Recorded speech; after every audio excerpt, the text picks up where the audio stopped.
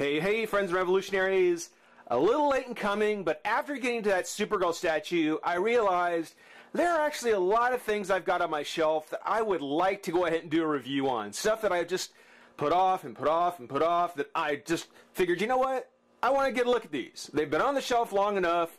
Let's have some fun. And I figured the next one to get to was last year's Sdcc Swamp Thing from the DC Universe. The DC Universe contender from the Sdcc. Now, this is not the one from the San Diego Comic-Con. This is the one that was on Maddie.com. So the Unmen, the little guys that came with the one at the convention itself, not in it. Not in it. That's okay. Don't need them. It's one of the things where it's still going to be a very cool figure. From all the reviews I've read, you know, there's something good and bad. We'll take a look and have some fun with it. First off, you can tell it's big. I mean, it is big. Just to give you an idea, this is the Toys R Us exclusive repaint of Nightwing. Right? So this is the DC Universe Classics Nightwing repaint for the Toys R Us exclusive. And from top to top, I mean, that's, what, 3 inches? I mean, 2 inches here, 3 inches here. Yeah. you know what I call that? You know what I call that? I call that huge. So, yeah, I mean, it's a big box. It's a big box. But the nice thing about big is that it's a huge canvas to work with. And, wow, it's such a basic idea, but what we get here is an entire kind of swamp landscape kind of thing. You kind of trees and mud and roots. The ominous sign that's in every swamp that kind of warns you to not take your girlfriend swimming. But yes, it's actually a very cool box. It's actually a very awesome box. You know, you can see the DC Universe logo at the top. Got the Swamp Thing title on the bottom, Adult Collector, and of course, the very cool eyes of Swamp Thing peeking through the branches. Maybe it's your girlfriend swimming. But it is actually really, really cool. It's a great box. It is big. It is very big. So, you know, it's something where I like to keep these kind of things. You know, other boxes I may throw out, but things like this I do like keeping. It's just a matter of finding a place to put it. So yeah, I'll definitely keep this box. Just gotta, I don't know, maybe find some place under the bed. On the back, on that ominous sign that we mentioned, it says, "Doused in burning chemicals, the dying Alec Holland fell into the swamp. His spirit rose." His spirit rose. Pun? Pun, I wonder? His spirit rose as a mass of plants. His spirit rose as a mass of plant life in the shape of a giant man. Now an Earth elemental, Swamp Thing protects the entire planet. Inspired by the Green Hero, Mattel offers a package in the shape of Swamp Thing's head, made from 100% molded pulp material. So, the head inside, the thing Swamp Thing's actually in, this thing is apparently recycled. I wonder if the box was as well. I wonder if the cardboard is as well. Doesn't say so. Doesn't seem to say so. And I still love this. I still love the service, Mattel, question mark. You don't see him using this anymore. It's just too good a joke. That's just too funny. But no, it doesn't say anywhere that the box is made of recycled material. So I guess kind of balances things out. What we're going to do is we're going to go ahead and pop Swamp Thing out of his pack, get him out of the swamp, have a look at the figure, and have some fun. Be right back. Okay, well, we've got one set of packaging open, and we're on to the next. Here we have Swamp Thing's head, or the Swamp Thing head container, the mask, which is actually a great likeness of Swamp Thing. It's made out of a material that's very much like a carton of eggs. You know, when you go buy eggs and you get them in one of those kind of cardboard-ish containers, that's the kind of thing this is made out of. You know, I don't know how well it takes paint, but considering that there's enough kind of texture in the material, you could go back through and really maybe paint this up and actually come out with something very cool. You know, hang up on the wall. That would actually be very cool. Or, you know, maybe put it in a window when you're at home. Scare people off, you know. But it's actually really cool. I mean, it's a great Swamp Thing likeness with the red eyes, which is actually part of another inside packing material. So there's like 3 packages on this. Of course, got his face and his mouth and his chin. Got that dark brow. It's very cool. Makes me want to get to the figure even more. Makes me want to get to the figure even more. But before we do, the figure did come with the journal, property of Dr. Alec Holland. And it's not much of a journal, it's just this. If it actually had maybe another set of pages in there, that would have been even cooler. This little folded insert, nah, not bad, I guess. It says bio-restorative compound number, something got burned.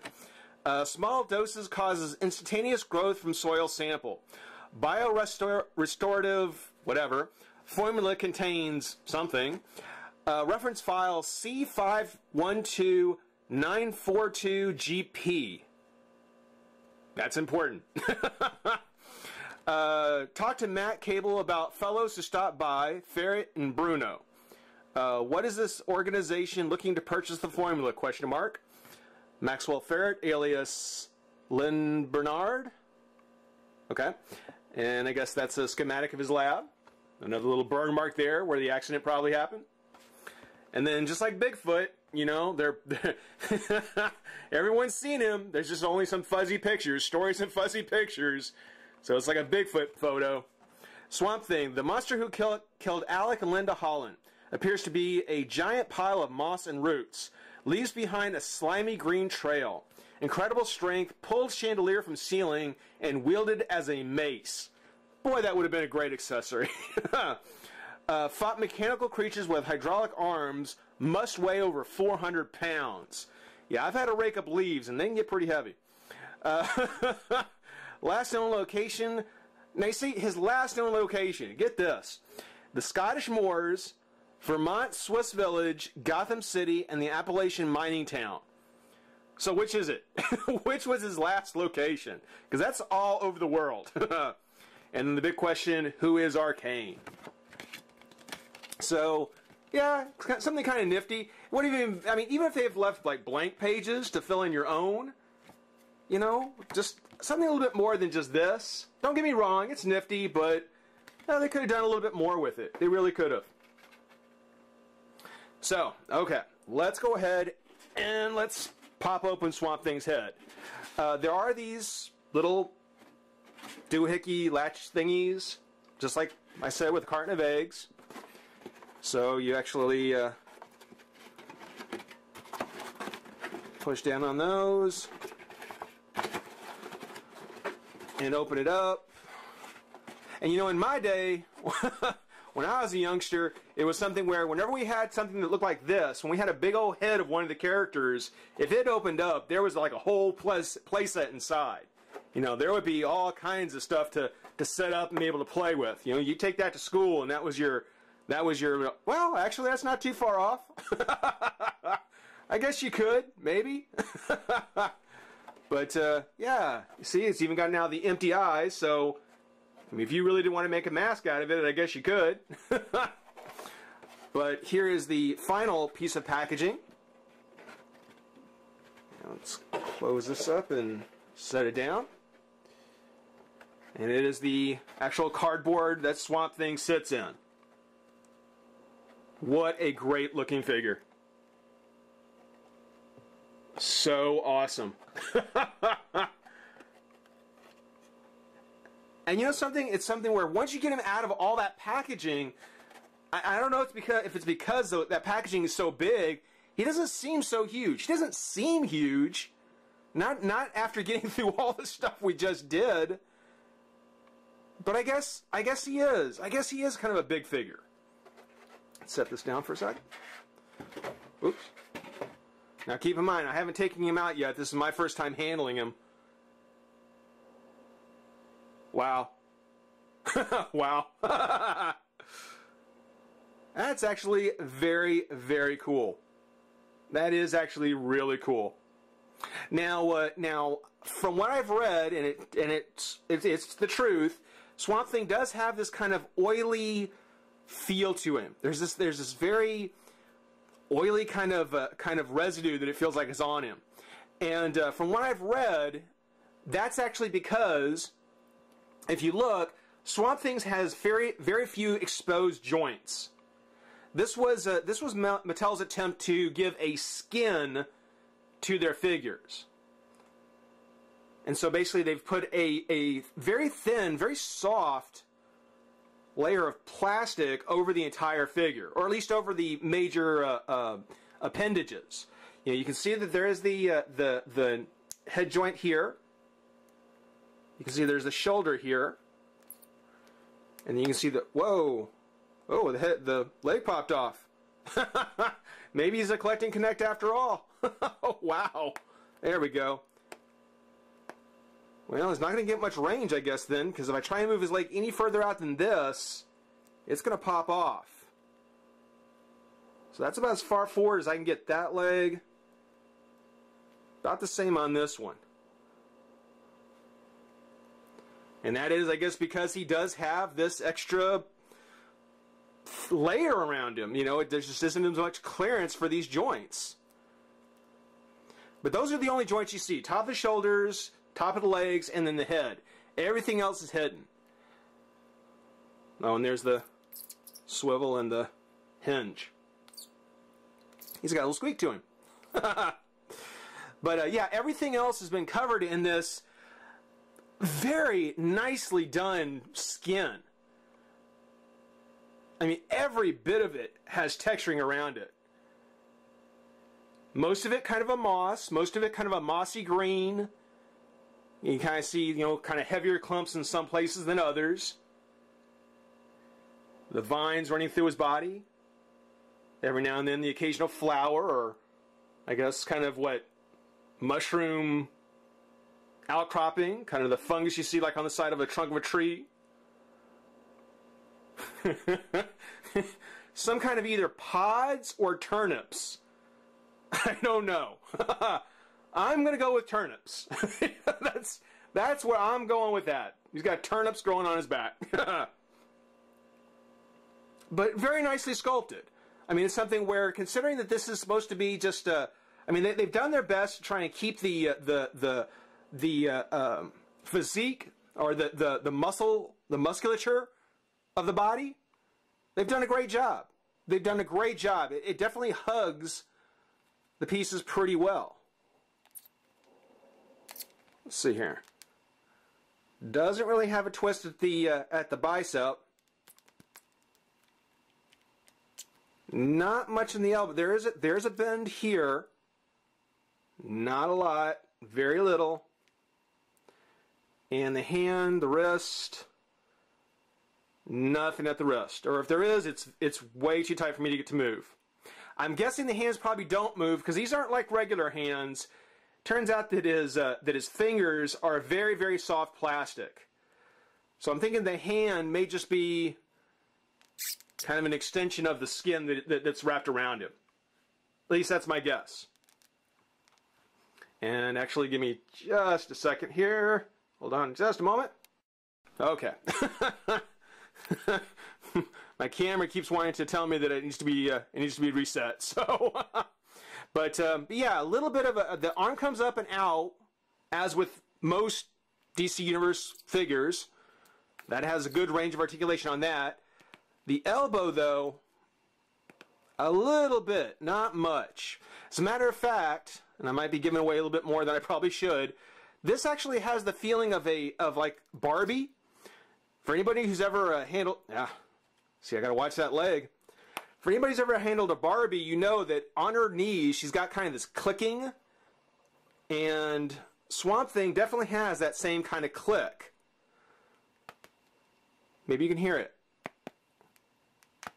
Yeah, so I guess some Barbie technology went into making Swamp Thing. It's actually very cool. It's actually very cool.